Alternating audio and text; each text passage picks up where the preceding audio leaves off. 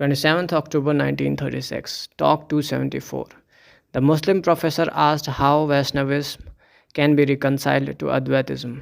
Maharishi. The Vaishnavites can themselves resist the Vedans.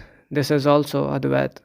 Just as the individual body comprises the soul, the ego, and the gross body, so also God comprises Paramatma, the world, and the individuals. Devotee. Doesn't bhakti imply duality? Maharishi. Swarupanusandahanam. Bhaktiriya bhidhyata. Reflection on one's own self is called bhakti. Bhakti and self inquiry are one and the same. The self of the Advaitins is the God of the Bhaktas. Devotee. Is there a spiritual hierarchy of all the original propounders of religions watching the spiritual welfare of the humans? Maharishi. Let them be or let them not be. It is only a surmise at the best.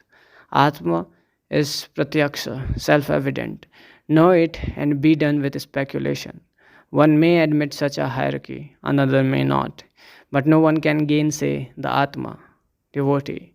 What does Sri Bhagwan think of Pravriti and Nivriti Margas? Maharishi. Yes, both are mentioned. What of that? Devotee. Which is the better of the two? Maharishi. If you see the self pure and simple, it is Nivriti. If you see the self with the world, it is Pravriti. In other words, inward turned mind, Antarmukhi Manas, is Nivriti. Outward going mind, Bahirmukhi Manas, is Pravati. Anyway, there is nothing apart from the self. Both are the same. Similarly, also, with the spiritual hierarchy, they cannot exist apart from the self. They are only in the self and remain as the self. Realization of the self is the one goal of all. 5th November 1936, Talk 275. In the course of conversation, someone referred to the fact that when Mr. Brunton and a lady were walking home in the night, they saw a bright glow on half the hill moving slowly and gently from north to south. Sri Bhagwan said this hill is said to be wisdom in visible shape.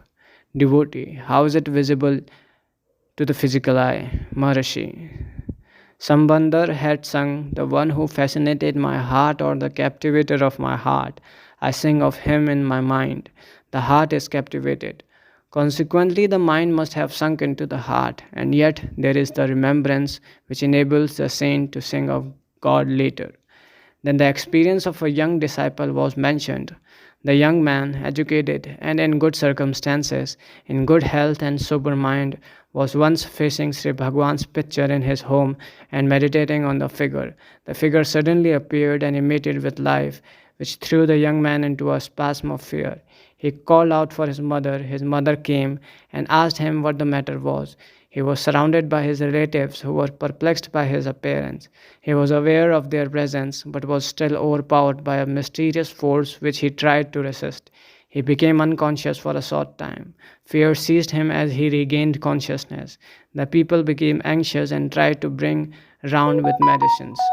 When later he came to Trivanamalai, he had some foreboding of similar experience. The proximity of Sri Bhagwan prevented any untoward happening, but whenever he wandered away from the hall, he found the force almost irresistible and himself in the grip of fear.